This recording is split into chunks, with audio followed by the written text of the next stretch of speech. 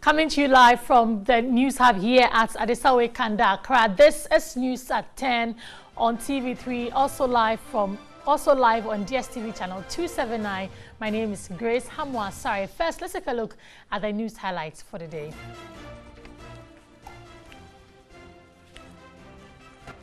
The Ghana Standards Authority has taken delivery of contaminated tilapia from Chinese Fujian Company as they begin investigations into cause of the mass tilapia death. The Environmental Protection Agency and the Food and Drugs Authority are all waiting for the results, which are due in 2 weeks. Though the proliferation of vigilante groups in Ghana has been widely attributed by many scholars to the failure of the security services to crack down on the activities, the commitment of political party leaders to support the fight has come under serious scrutiny lately. A video intercepted by TV3 casts doubt over whether the fight against the menace will end anytime soon. Now, Head of Department of Finance of the University of Cape Coast, Professor John Gachi, has urged the Finance Ministry to provide evidence for over 400 million cedis revenue from the annual budgetary allocation from oil revenues in the spirit of transparency.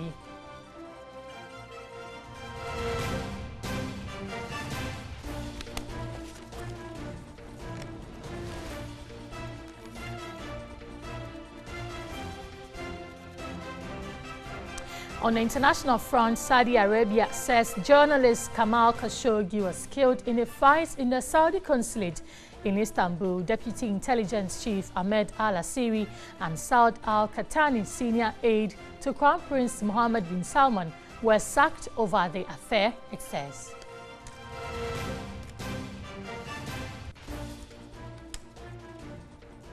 Many thanks for joining us. Let's start with the big one.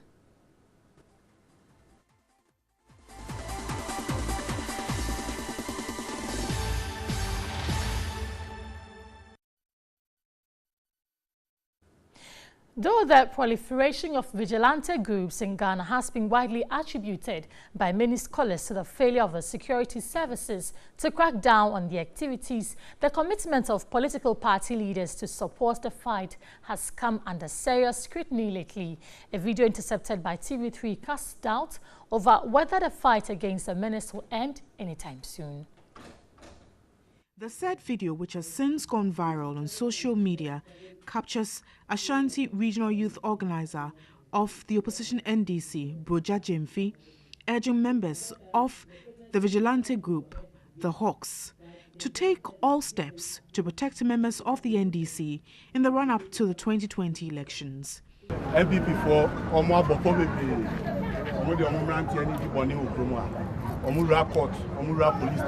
Unlike the NPP vigilante groups that have distracted court proceedings and the likes, we are focused on the election 2020.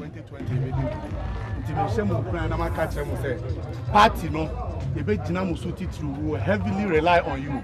We have the backing of the party's General Secretary.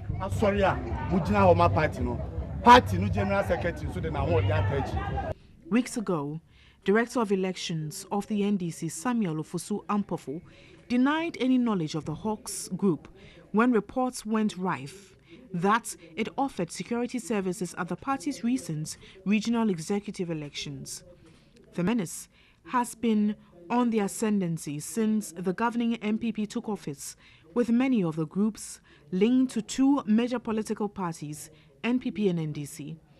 Some security experts have, for instance, predicted their activities could spell doom for the country if not controlled. They have become a serious threat to our democracy. The IGP, he should call the political parties to a roundtable discussion to come out with a roadmap as to what they think is the way in their own estimation to eradicating these things, and then give a zero tolerance to any political party that engages in this activity. A civil society group, Patriotic Front Movement of Ghana, few weeks ago petitioned government, the police administration, and the two major political parties to urgently deal with various vigilante groups or face them in court. With a surge in their activities and the massive support they enjoy from their paymasters, it will be a tall order for their dominance to be subdued by the security agencies. Now, Adib Sani is Executive Director of the Jatike Center for Human Development and Peace Building. He joins me live on Skype, so we talk a lot more about this development. Good evening to you, sir. Thank you for joining us. Thank you for having me. So what do you make of the comments by the NDC National Youth Organizer aspirant? We spoke to him earlier on News 360, and he said he was only prepping up the Hawks for the task ahead in 2020. That's what they need to do about the election. So he wasn't really inciting any form of violence or whatever tag people are giving to the comments that he made. Do you share in this? Well, this is no rocket science. You don't need a language expert to, as it were, decipher what exactly he meant by those things he said. And it further consolidates my opinions about the lack of commitment on the part of the political elite in dealing with the vigilante scourge in the country. When you take a closer look at the video, take a closer comprehension of all that he said, it's only a manifestation of what has been happening all over the years. And for me, I am in no way surprised by those pronouncements, because when it so happens that way, it sends wrong signals to these youth, most of whom might not really have that right level of education, and so might kowtow to some of these things that the politicians say. So for me, it is quite unfortunate. And if really we are a country that is governed by the rule of law, and we believe in our democracy, this is enough for him to be invited by the police so he gets to clarify what he really meant, so it's interpreted well rather than it being misinterpreted by some of these youth. So I think it is time to crack the whip. It is time for the security agencies, especially the police, to get accustomed to inviting such, so-called big wigs anytime they make such irresponsible statements. So the other argument is that when these comments are made, or when these activities or these violent actions are made by these groups, some of them go to the court or get invited to answer questions, but it appears some of the cases are still stalling, or they are going through a slow pace. Apart from they being invited, what more can we do to curtail this development, especially going ahead into 2020 where everybody's getting themselves ready? Look, we have had enough of the invitations. From my perspective, it's only a shroud. I mean, it's only to mislead the people. So far, I haven't seen any level of commitment, especially on the part of the courts or the politicians or the police, in dealing a blow to the menace of vigilantism. And that is very worrying, because like I always indicate, it sends the wrong signals to other youth out there who feel that they are above the law and they can do anything and be left off the hook. So this is very dangerous. And I've also been of the firm opinion that, look, let us go beyond the rhetoric, the lies, and show that commitment by institutionalizing certain measures to deal with the scourge. And one of it would be to put together a court, system of some sort to hear to cases pertinent to the issues of vigilantism in the country. Then we'll be sending a clear signal out there that we're a country that is governed by the rule of law. We are not a banana republic. And when you do the wrong thing, the law will definitely bite you. Because so far as I'm concerned, in 2017 alone, we had about 17 violent reported cases involving these so-called vigilante groups. The question is, has any one of them been incarcerated to the extent of even having some youth having the temerity to go all the way to a court premises to free their colleagues is something that is a smack on our democratic governance in the country. And I think it is high time we all played a crucial role in dealing with the menace. Thank you very much for joining us tonight. Adib Sani is Executive Director of the Jatike Center for Human Development and Peace Building. This is still NEWSAT10 on TV3, also live on DSTV channel 279. We're back after this break. Don't go away.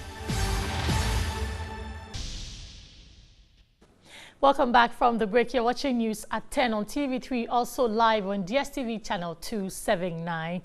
Despite the caution to residents to desist from building close to electricity power installations, residents at New Owoshika have constructed structures under high-tension poles. Maxwell Lutu reports there's total disregard for safety. Research has shown that living next to high-voltage power lines and power transmission network lines increases your risk of contracting cancer and other health problems. The closer you are, the more you are affected by dangerous electromotive force, EMFs. Irrespective of all these life-threatening and health hazards, squatters have comfortably settled under high-tension poles at Ni Owoshika in the Okankwe North Municipality of the Greater Accra region. They have constructed structures under the power lines with little knowledge of its associated health hazards. Mechanical shops, containers and kiosks continue to spring up at the buffer zone, including major roads in the area, yet authorities appear unconcerned. Squatters actively go about their daily chores under these high-tension power lines. They justified their stay there. I'm aware of the dangers, but I have no money to acquire a better place.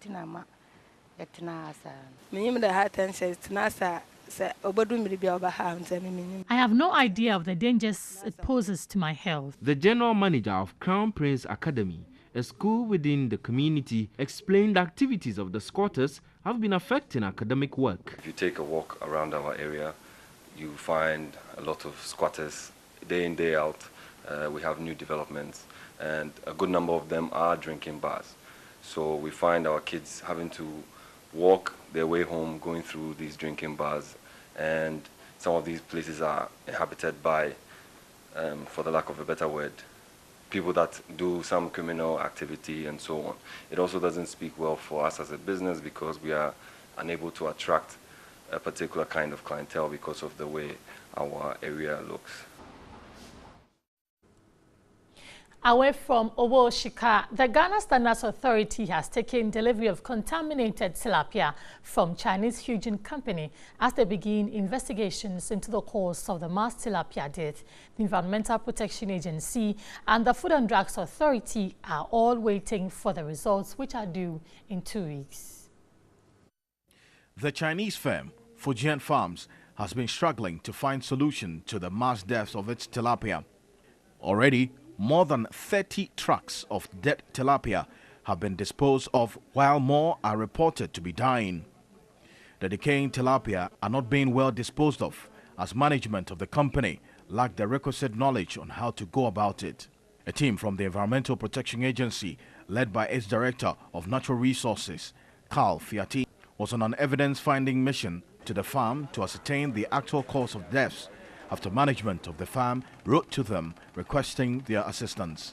In the previous years, there has been occasional fish kills along this side of the lake, but this, from the report and then the video clips that they sent to us, it looks like this is an exceptional case, and so we want to look critically into it. According to Carl Fiati, sampling has been done and some of the tilapia have been collected for further investigations. He's confident they would unravel the cause in 2 weeks. On the issue of the gross smuggling of the decaying tilapia onto the market, he explained it would require the respective assemblies in the area to deal with it. Meanwhile, some workers of the company are accusing their employers for looking on unconcerned when the fishmongers collected the dead tilapia to be processed for the market. The workers, who for the fear of losing their jobs spoke on condition of anonymity, also said there is no direct supervision and so their employers do not adhere to best practices. A resident told the news team how the entire Asuchari community is suffering because of the negative practices by the company. Some years ago. This is the river which our forefathers were drinking. But since the white men came, the things we saw in the river or passing, because of that we didn't drink the river. Up to now we are buying pure water. Now, the Environmental Service Providers Association, ESPA, has pledged to help the president achieve his vision of making Accra the cleanest city in Africa. The association, however, wants governments to create an enabling environment that will facilitate payment of debt and the acquisition of requisite waste management logistics. Even as Ghana works towards the attainment of the Sustainable Development Goal 6, President Akufo-Addo has indicated he would ensure Accra becomes the cleanest city in Africa by 2020. He has backed his ambition with the creation of a Sanitation and Water Resources Ministry. But nearly halfway through the 2020 target for a cleaner Accra, the city remains even more dirtier. Thus, the environmental service providers blamed primarily on administrative challenges, including inadequate logistics and delayed payment for waste collection. For the past 20 years that we've worked, we've acquired some experience, and waste management has a cycle. And from collection to treatment, each of them has some few challenges in terms of logistics and other kind of financial needs. At a courtesy call on the sector minister by environmental service providers, they lauded government initiatives.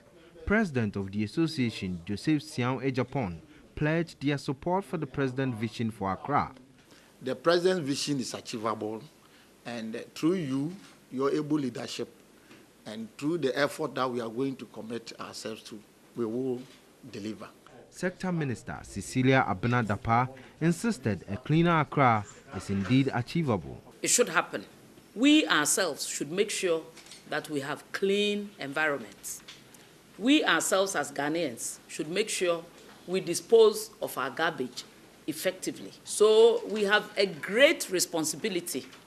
She was unhappy Ghanaians have refused to admit the need to keep their environment clean and make money while taking care of the waste they generated. Cecilia Abena-Dapa called on Ghanaians to change their attitude towards waste management in order to reduce avoidable diseases.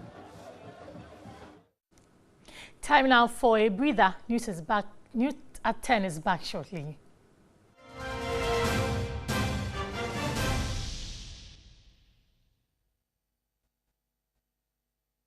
TV channel 279 with me, Grace Hamwa Asari. The Bunkrugu Nakpanduri District Chief Executive conducts official activities on foot and on motorbikes. Eva Tiboka reports the Assembly has no vehicle for the Chief Executive to facilitate his work. Alhaji Majid Dude is the newly appointed DCE for the newly carved Twin District Bunkrugu Nakpanduri, with 29 out of 30 Assembly members representing 96.6%, confirming him into the high office of the District Chief Executive Office. Alhaji Majid Dude says he has a lot on his plate to deliver. Carved out of Bunkrugu Yonyo 6 months ago, the Bunkrugu Nakpanduri district is challenged, and Alhaji Majid Dude is required to fix the challenges. Bunkrugu Nakpanduri economic activities hinge mainly on crop and animal production. In the next few years, my plans are that improving the health sector, education, my mother sector, agric is something that we are already on top in the northern region. So we need just a little push to climb to the ladder. Alhaji Majid Dude's overall vision is to improve on the living standards of the people of the town of the Twin District, focusing on agriculture, but he has no means of transport and he conducts official duties using motorbikes and sometimes on foot. It's a problem. We have one old pickup that the coordinating director is managing with. No, I can't just be sitting down and saying because of no transport, I should be sitting down. So I brought in my vehicle from Tamale, but the nature of the road, the vehicle got broken. In a borrowed vehicle to visit a washed-away bridge on the Kabatiak-Nasiabok Road connecting over 30 major farming communities in Togo, the vehicle broke down.